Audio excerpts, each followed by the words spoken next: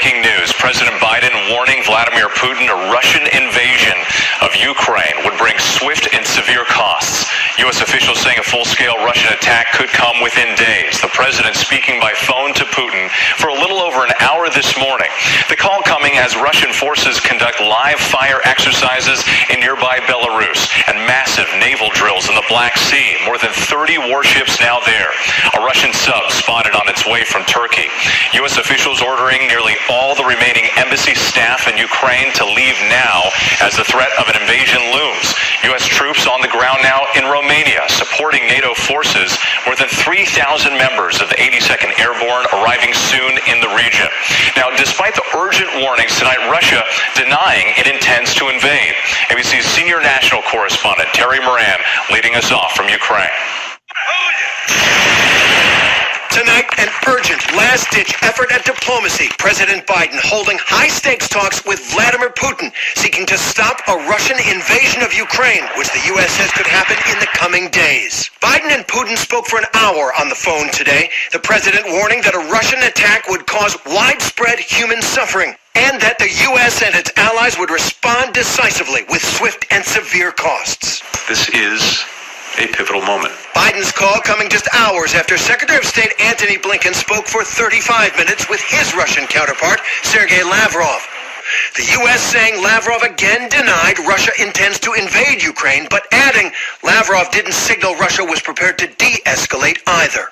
We're prepared for whatever should happen. Overnight, the State Department ordered all U.S. embassy personnel except a core team of diplomats to leave Kiev immediately. The U.S. continues to tell Americans here to leave now, saying the U.S. government will not be able to evacuate U.S. citizens in the event of Russian military action. And Germany, Canada, even Russia are all pulling their diplomats out of Ukraine, as are many other nations. The Pentagon has ordered about 160 Florida National Guard troops to leave Ukraine as 3,000 more U.S. forces began arriving in Eastern Europe to bolster NATO's eastern flank. Satellite images reveal the buildup of Russian forces on Ukraine's border, an estimated 130,000 Russian troops now massed on three sides.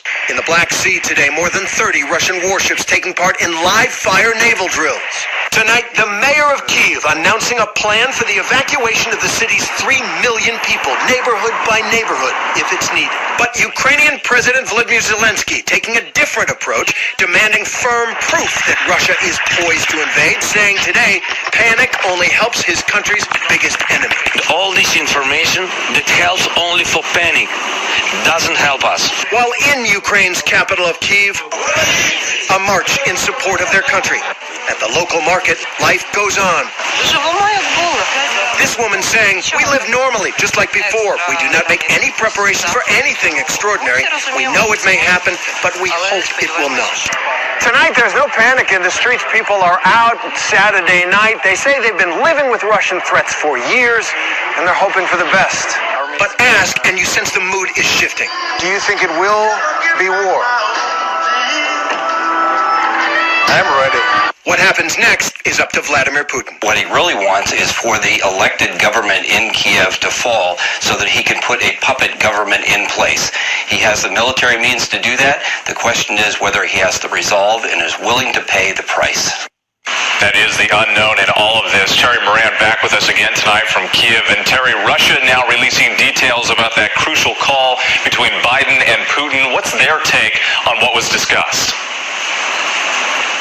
Well, the Kremlin says that the U.S. is trying to create an atmosphere of hysteria so that when Russian troops return to their bases, the Kremlin says, the U.S. will just declare victory.